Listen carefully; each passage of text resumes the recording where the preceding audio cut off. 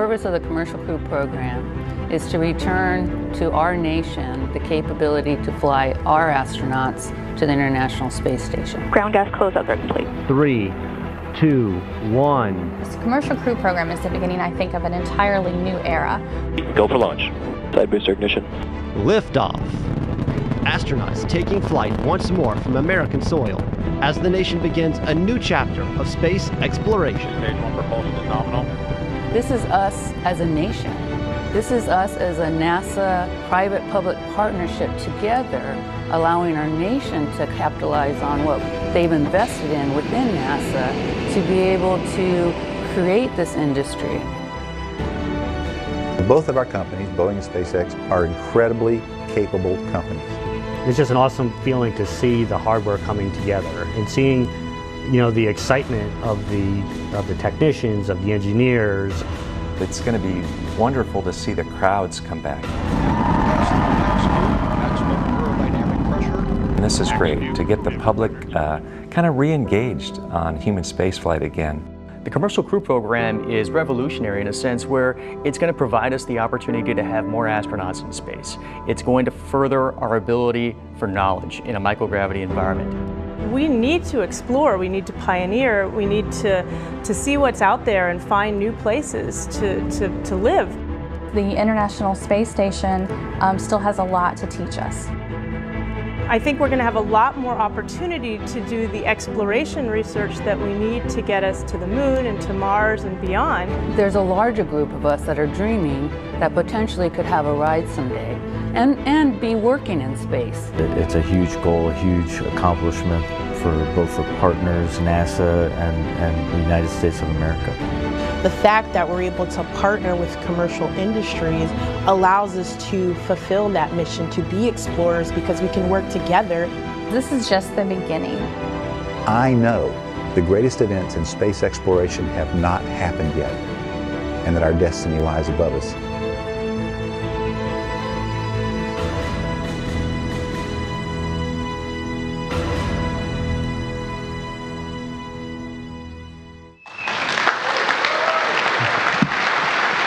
Great.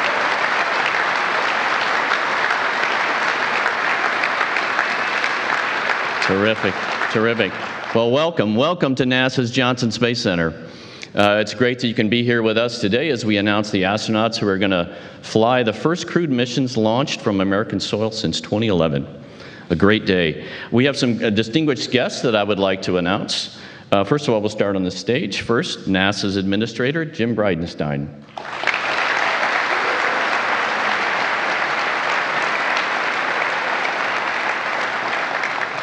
Kennedy Space Center Director, Bob Cabana.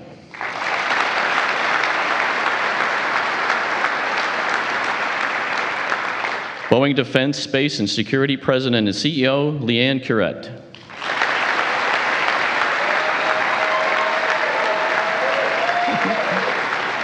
SpaceX President and COO, Gwen Shotwell. Awesome. Terrific. And in the audience, Senator Ted Cruz.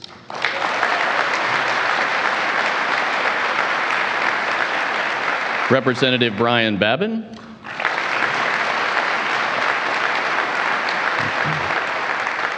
Representative John Culberson.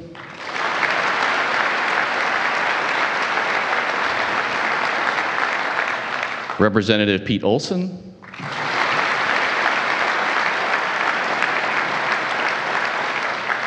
Jay Guerrero, Southwest Texas District Director for the Office of Senator John Cornyn. Booker Morris, District Director of the Office of the Representative of Sheila Jackson Lee.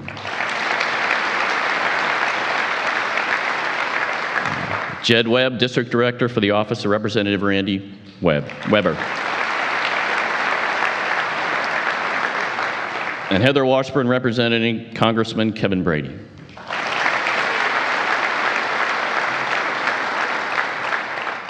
Texas State Senator Sylvia Garcia.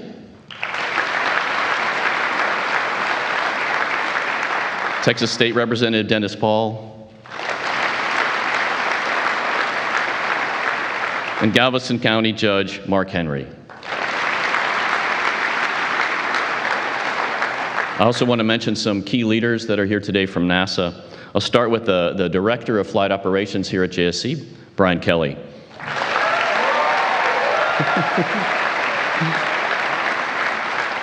NASA's Commercial Crew Program Manager, Kathy Leaders.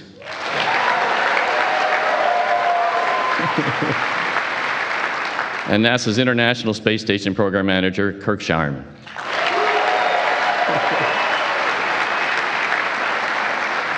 That's great enthusiasm. What a great group. I appreciate the fact that we have some really important leaders of the United States here with us today for this great moment. You know, in the service of our nation's space program, the Johnson Space Center has been the heart of human spaceflight for over 50 years, and these days are busier than ever. So at this moment, we have 6 humans living and working in space about 200 miles above us, supported by an international team led by folks right here in Houston. We have engineers working on the spacecraft that will enable the United States to send humans further into the solar system than we've ever done before. And NASA's on the verge of sending astronauts to low Earth orbit on 2 different American-made spacecraft. This is just the beginning of the daring missions that this country is embarking upon. Through the Commercial Crew Program, our astronauts and engineers have been working hand in hand with Boeing and SpaceX companies to develop these first commercial crew vehicles capable of carrying humans in space, SpaceX's Crew Dragon and Boeing's CST-100 Starliner. Now we're ready to assign the crews for the first flights, but the launch is only the beginning. They'll be going to the International Space Station, and these spacecraft will allow us to expand the station crew and really get stationed to its full capability.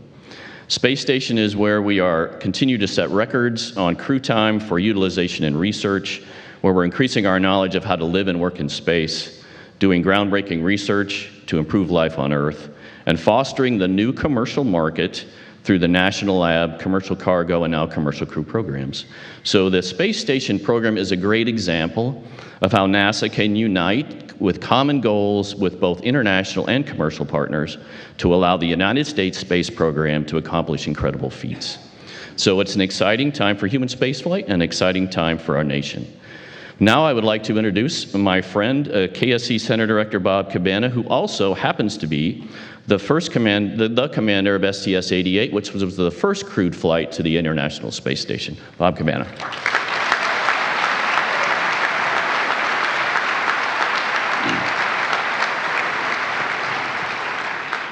Thanks, Mark.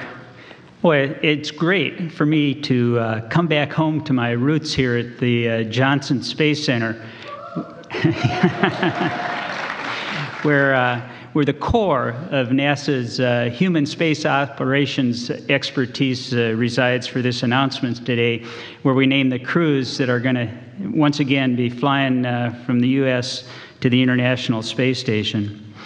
The NASA's Commercial Crew Program has been an outstanding partnership between Kennedy and Johnson Space Centers, along with propulsion support from the Marshall Space Flight Center in Huntsville. Together, we're delivering on the critical task of providing a capability to fly our crews on a U.S.-built rocket and spacecraft from U.S. soil on Florida's Space Coast to the International Space Station, so we no longer have to rely on our Russian partners to get our crews to space. NASA, Boeing, and SpaceX have pulled expertise from across the nation in the development of the CST-100 Starliner and Crew Dragon systems, spurring innovation and economic growth and expanding U.S. leadership in space. Kathy Leaders and her team have done an absolutely outstanding job implementing a new way of doing business to fly humans to space. You know, it's pretty amazing when you think about it. In all of human history, only 3 nations have flown humans to space: the United States, Russia, and China. Yet today in the United States, we have 3 U.S. companies building capsules to take humans to space. SpaceX and Boeing with the Starliner and Crew Dragon, taking crews to the International Space Station, and the program that's here that Mark mentioned, Lockheed Martin with the Orion spacecraft on the SLS rocket that's going to take us back to the moon and on to Mars.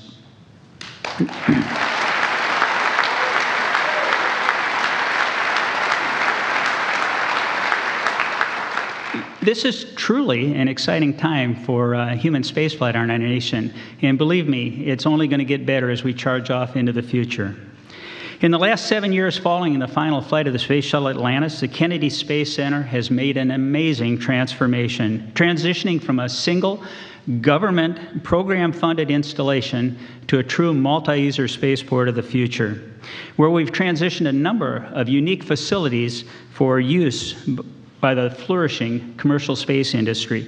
Today we've got Boeing in a former orbiter processing facility building the Starliner and service module. It's now called the Commercial Crew and Cargo Processing Facility, or C3PF. And just down the road, SpaceX has a 20-year use agreement to maintain and operate historic Launch Complex 39A. They've already had 14 successful flights off that pad, and in the not-too-distant future, they're going to be flying the first test flight of the Crew Dragon on the Falcon 9 from pad 39A. Can't wait to see that happen. Announcing the cruise today is an important milestone in our journey of exploration, and it's great to be back in the home of America's astronaut corps to make this announcement. In fact, the only way I think it could be better is if I were on one of those assigned crews. To all the newly assigned crews, my sincere congratulations. Thanks for your efforts as you narrow your focus to a specific spacecraft and apply your test pilot development skills on the specific vehicles that you're going to be flying in space. I sure wish I could be flying with you. Again, my congratulations, and keep charging.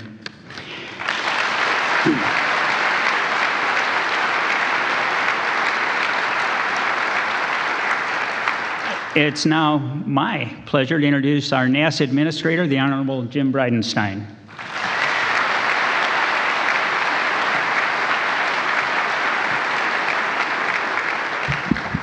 Thank you, Bob and Mark, for those wonderful words. What an exciting and an amazing day. And before I get started, I just want to say we have a senator here, we have members of Congress here, we have staff of members of Congress here, and I want to be really clear about the health of America's space program. Because of the hard work of the folks that are here and so many others, and an administration that is absolutely committed to space exploration, the health of NASA and our space exploration program is as strong as it's ever been, and it's getting stronger every day. So thank you to the representatives and the senators who make that happen. We appreciate you.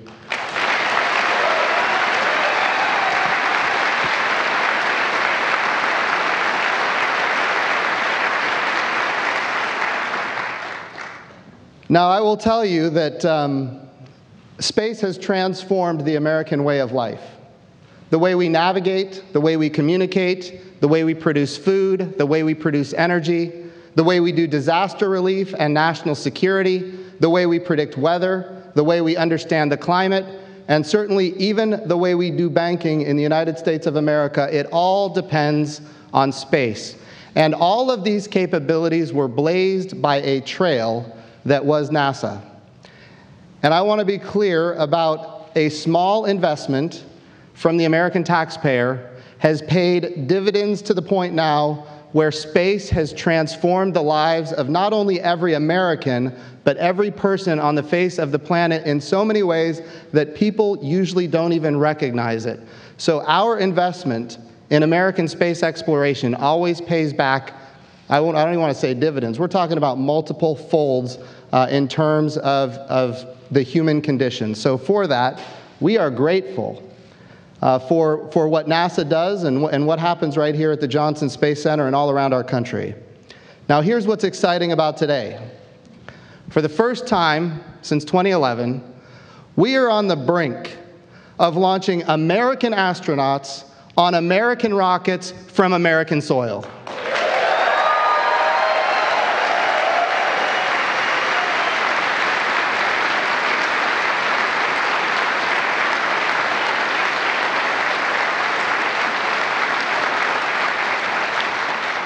And now it's time to meet the brave Americans who will be flying on these spacecraft developed right here in the United States.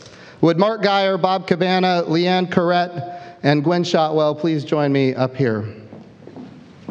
The crew members for Boeing's test flight will come first. First, a man born in Miami, who grew up in Atlanta. He's a retired Air Force colonel who served as a test pilot and a fighter pilot. He was selected as an astronaut in 2000. He piloted the Space Shuttle Endeavour for the STS-126 mission and the Space Shuttle Discovery on its final flight, STS-133. Introducing NASA astronaut Eric Boe.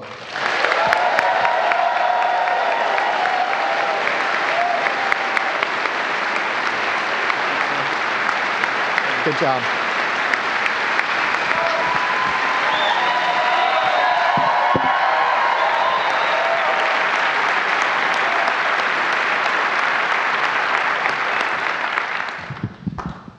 The next astronaut for Boeing's first test flight is a Philadelphia native, a retired Navy captain. He piloted Space Shuttle Atlantis for STS-115 and commanded Space Shuttle Endeavour on STS-126 and Atlantis on STS-135, the final flight of the Space Shuttle program. He has been an integral part of Boeing's CST-100 Starliner program, introducing Boeing astronaut Chris Ferguson.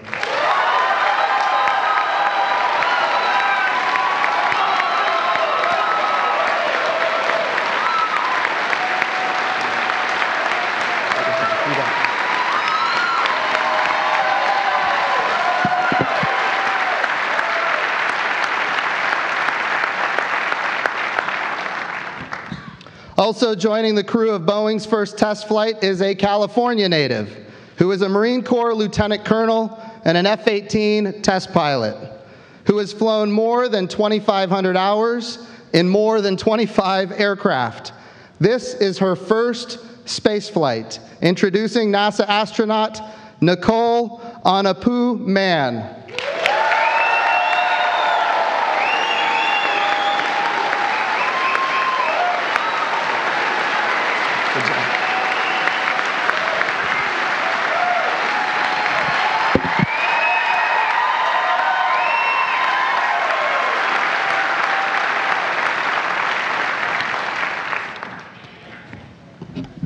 Now let's meet the crew members for SpaceX's Demo 2 crew test flight. From St. Anne, Missouri, he is an Air Force colonel and flight test engineer who was selected as an astronaut in 2000. He flew aboard Space Shuttle Endeavour twice, first on STS-123 and then on STS-130. Introducing NASA astronaut Bob Behnken.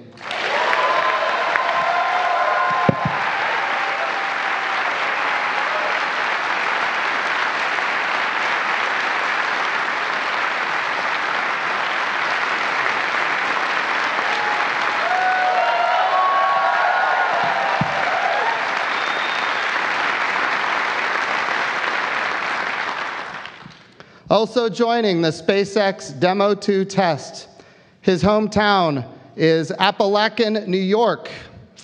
He is a Marine Corps colonel and test pilot. He was selected as an astronaut in 2000.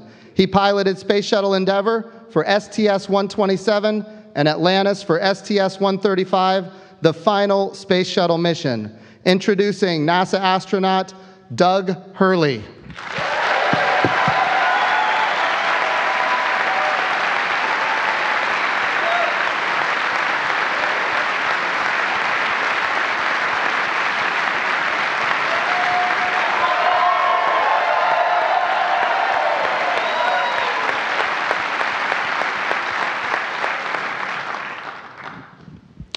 Following certification, Boeing and SpaceX will provide regular crew rotation services to the International Space Station.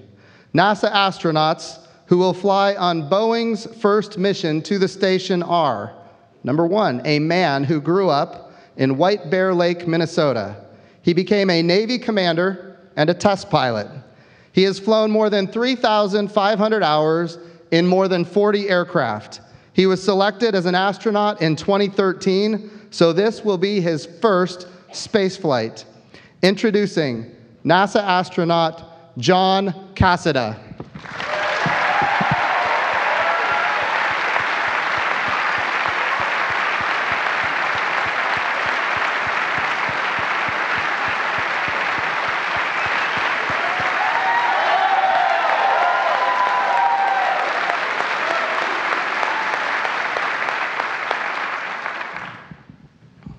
The second crew member on this mission was born in Euclid, Ohio, but her hometown is Needham, Massachusetts.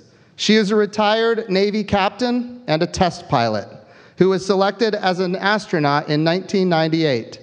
She spent 322 days in space on 2 space station missions, Expeditions 14 and 15 and Expeditions 32-33. And she was commander of the International Space Station. Introducing NASA astronaut Sunny Williams.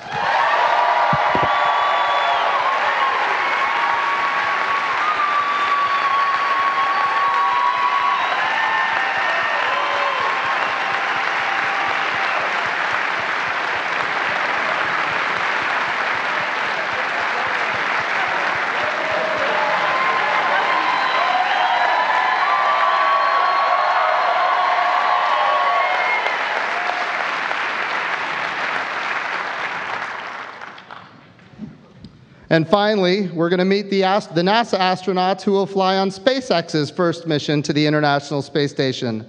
The first crew member is from Pomona, California. He is a Navy commander, a naval aviator, and a test pilot.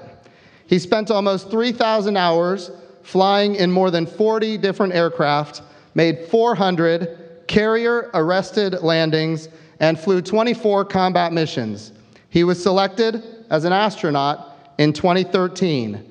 This is his first space flight, introducing NASA astronaut Victor Glover.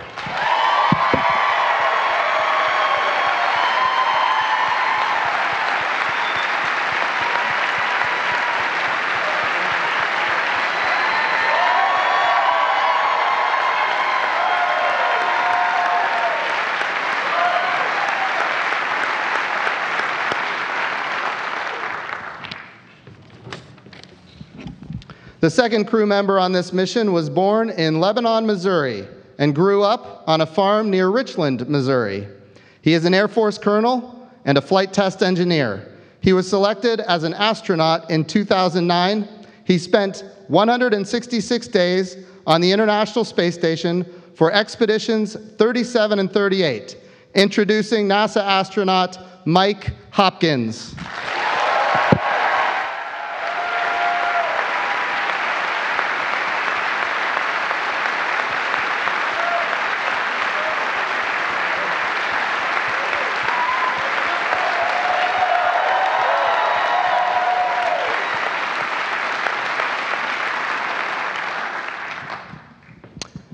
Ladies and gentlemen, I present to you our commercial crew astronauts.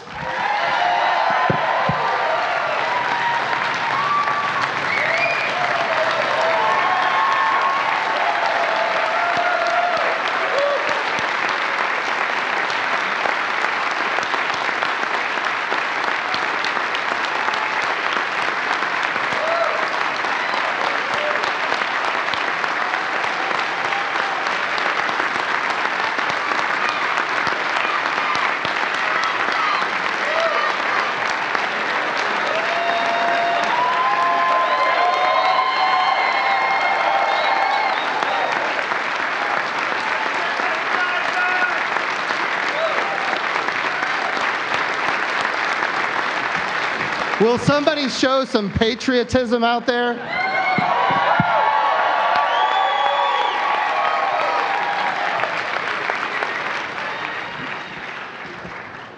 Boy, I'll bet you guys feel really good right about now.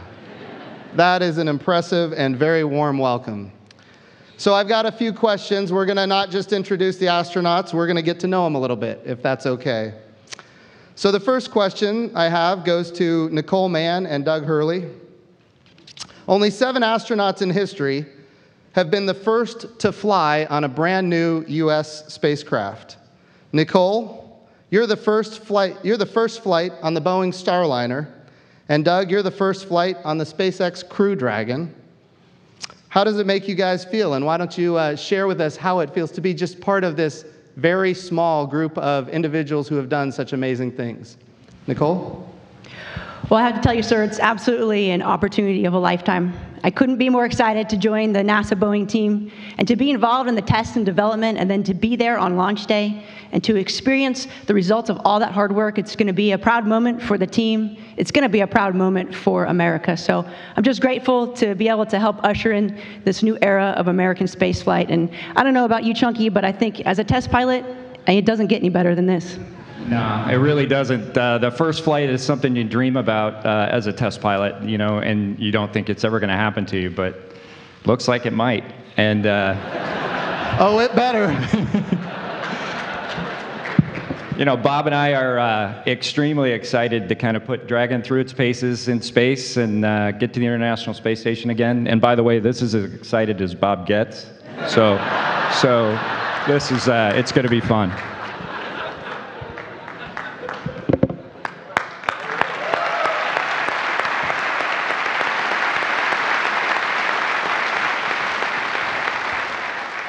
Bob, you're going to get the microphone soon. 3 of you were selected as astronauts in 2013 before NASA awarded the commercial crew contracts. In other words, you may have been expecting to fly on a Russian Soyuz rocket, and now instead you get to fly as an American astronaut on an American rocket from American soil. Yeah.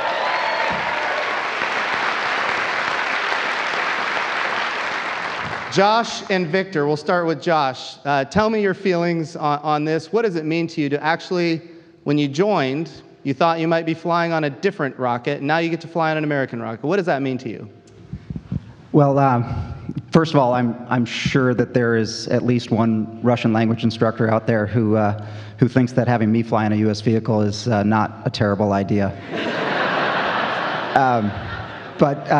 You know, a couple weeks ago, a few of us had a chance to fly up to Alabama and meet some of the most talented, hardworking men and women at ULA who are building our rocket. And I'll tell you, we are in great hands. And I got to give a quick shout out to my new buddy Rudy from Elk Rapids, Michigan, who's building that rocket on that line. And for me, this is what brings us all together. You know, when Americans are working together and respecting and cherishing our individual differences, that's when Americans do the impossible. And I am so honored to be a part of that, along with all my colleagues here. And I'll tell you, being able to launch to the International Space Station from U.S. soil, I can't imagine a better honor, and we're ready. But earlier backstage, we were talking, you and I, and you mentioned that you had maybe an interest before being a pilot. What was that? Yeah, in my previous life, I did physics, and I miss it. And it looks like we'll get a chance to do a little bit up there when Sonny and I arrive. So that explains the humbleness. He's a physicist before he was a Navy pilot. So. All right, Victor, you have the same opportunity. You're going to be flying on an American rocket. Share with us what that means to you. Well, sir, first and foremost, I'm just grateful to God and to my family and to our leadership for the opportunity to work for NASA, period. And to work and live in space is just a humbling and amazing blessing in and of itself. And now to have the opportunity to work with these great companies on something that is so important to our nation and to NASA, this is the stuff of dreams. Like Duke said earlier, this is a test pilot's dream. And I'm just excited, like Josh said, to get to work making it a reality. Just so everybody knows, Duke is Nicole Mann. That's a call sign, so I guess the Navy never left them, or the Marine Corps in Nicole's case. Good, excellent. For some of you, the last spacecraft you flew was the Space Shuttle, which was designed in the 1970s. Bob, can you tell us about the advancements in the technology and design of the SpaceX Crew Dragon? Well, first I'd probably like to say that the Space Shuttle, actually, I think what we've really discovered, at least in my part over the last 3 or 4 years, kind of working commercial crew, is that vehicle was really capable, and it's super hard to try to duplicate it in just the short period of time that we've had. You know, it had decades to kind of mature to where it was when we got our chances to fly it, those of us who did it towards the end of the shuttle program. And it's hard to kind of create a vehicle that accomplishes the mission that vehicle did so wonderfully and so majestically. The thing I'm really looking forward to, though, is that I think the way we described the Space Shuttle was that there are about 3,000 switches inside, and there was no situation that the astronauts couldn't make worse. touching the wrong switch at the wrong time. And I know that Doug is probably thinking this about me, and I'm thinking it about him, that we're grateful that the next vehicle that we're going to fly on is going to be a little bit more automated, have quite a bit less switches, and doesn't put us up to trying to double check each other to make sure we're not making something just one switch throw worse. So I'm really looking forward to that, and it's just a big challenge trying to defeat the space shuttle with one of these new ships. It's like a glass cockpit. It's like flying an iPhone, right? It is absolutely like flying the iPhone. I think I look forward, sir, to getting you down there at some point out in Hawthorne, and maybe you can sit next to us in the cockpit and go through flying the iPhone to dock to space station.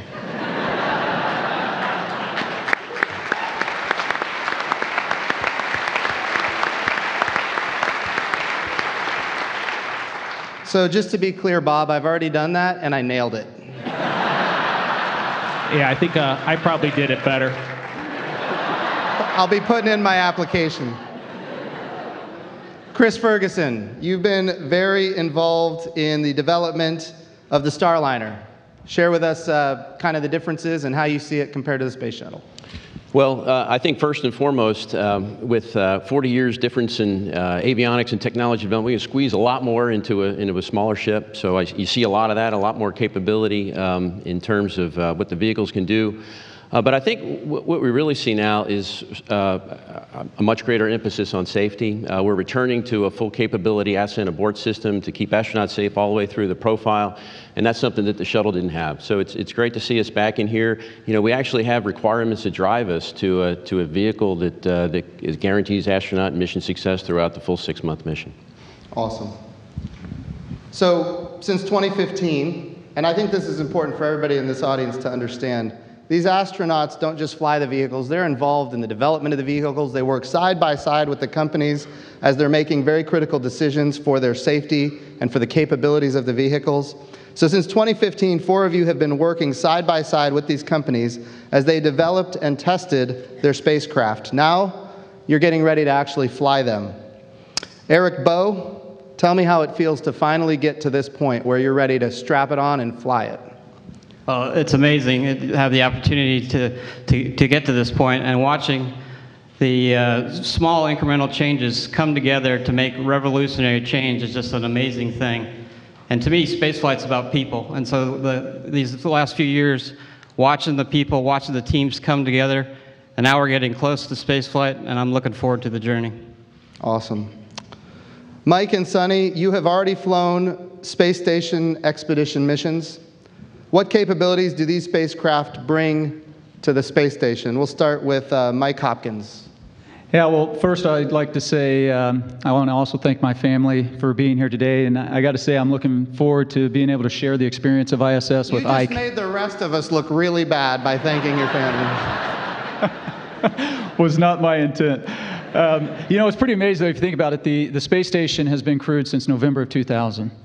And commercial transportation to and from the space station is going to enable us to maximize the benefit of that orbiting laboratory. And then these spacecraft, in addition of not only taking the human resource, the astronauts to the space station, it's also going to enable us to take the science experiments up and bring some of that critical research home. That's awesome. Sunny? I'm just really excited that we're actually going to be able to take these spacecraft and show them off to our international partners, have them ride with us to the International Space Station. Then that's going to help all of us understand a little bit more about how we live and work in space, and further on for our next program, Orion and SLS. So there's a lot to be done, and we're just the beginning. Awesome. Thank you all for doing the question and answer session. I guarantee you there's going to be no shortage of opportunities to interact with the press. We want them to do that. We're putting them to work. We encourage the press to utilize every bit of free time that they have because this is a big deal for our country, and we want America to know that we're back, that we're flying American astronauts on American rockets from American soil.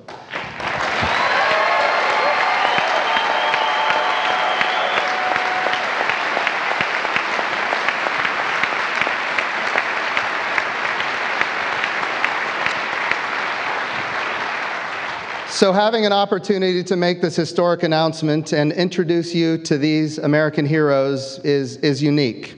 And in a moment, I'm going to present each of the companies responsible for helping us accomplish this astonishing achievement with an American flag. And here's what we want. We want that American flag to fly on the first test flights, and we want those American flags to come home and be presented for posterity in the facilities of our commercial crew partners. So we're going to do that in just a minute, but first, I want to thank you for joining us, Leanne from Boeing.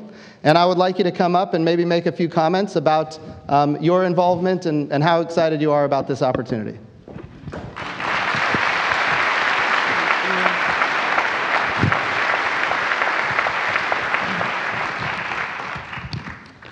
This is so not about us today. This is about these amazing, talented individuals. Let's give them another round of applause. Y'all are just rock stars. Thank you for everyone, Administrator Bridenstine, everyone who has been part of this journey for so many years. My personal congratulations to this extraordinary set of men and women standing here whose talents, perseverance, resilience are going to help shape us for generations to come. I'd also like to give a shout out to the Boeing Starliner partners here. This is just such an incredible opportunity for me personally as well as for our company. And I'm also excited to see the Starliner added to their impressive resumes to join their flights on F-15s, 18s, V-22s, you name it, you all have flown it, and we are just thrilled to be with you for the long run. I'd also like to give a shout out, in addition to Nicole, Eric, Sunny, and Josh, to Chris Ferguson. We were blessed, so very blessed, to bring him into the Boeing family a few years back, and he's just been wonderful to partner with. All of us are here today because we stand for something new and profound, built upon an amazing legacy. And it is personal for all of us in this room, together returning American astronauts on American rockets from U.S. soil and creating endless possibilities for generations to come. But my most heartfelt thanks goes to NASA.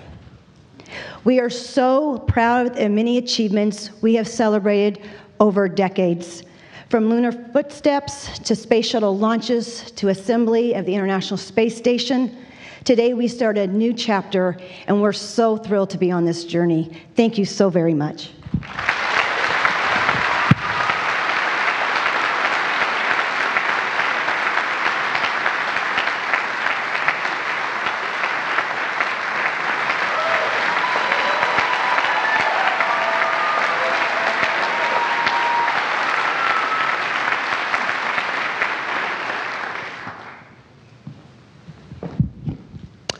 Gwen, would you like to come and talk about SpaceX and your involvement, and of course how excited you are about this opportunity?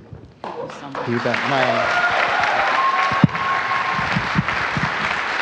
First, I got to get this photo because I'm never going to get this again.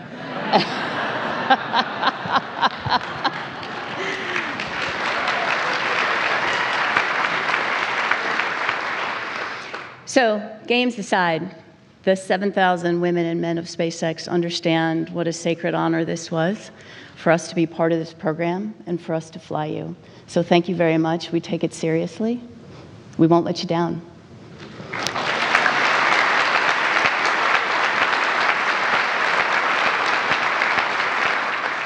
So Elon founded this company 16 years ago with a laser focus on building the safest, most reliable ships to take humans from this precious planet.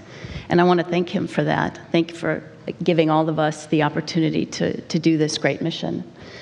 But I also have 7,000 employees who are making that vision and that dream real. And I want to thank each and every one of them for doing the great work that's necessary to carry these precious lives to space. So thank you.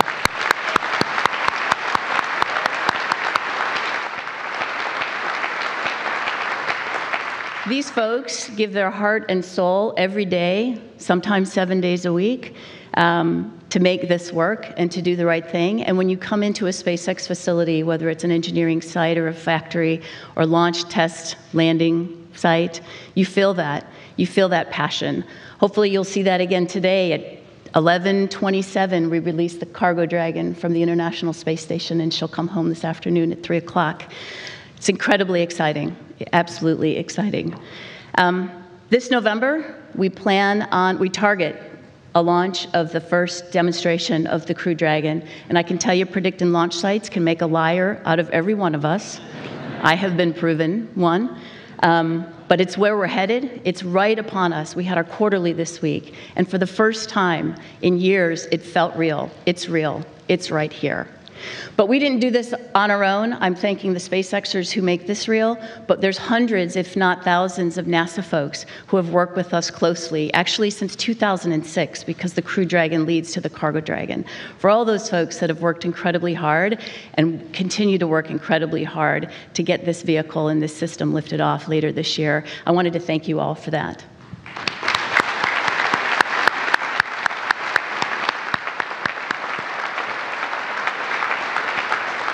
I also want to thank the members of Congress for to be here. Without your support, we would not be here. You would not be flying on these amazing crafts. So thank you for your support.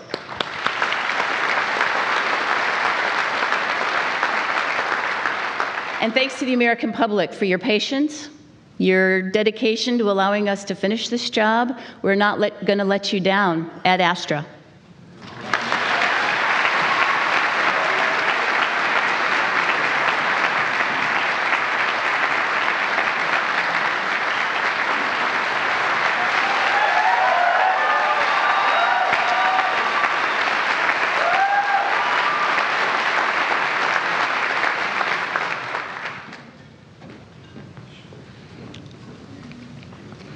All right.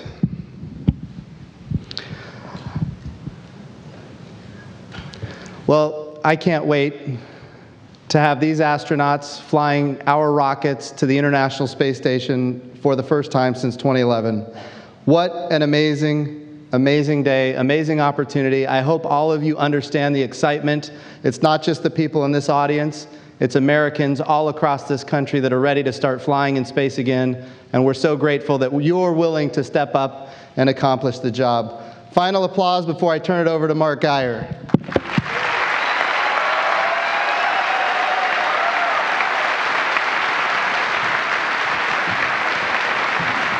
guys are going to come in the front. Yeah. They were just going to come in front and do one last thing. Great, great. Thank you. Thank you all for coming. We look forward to seeing you at the launch in Florida. So one more time, round of applause for the astronauts that will be flying on the Starliner and Crew Dragon.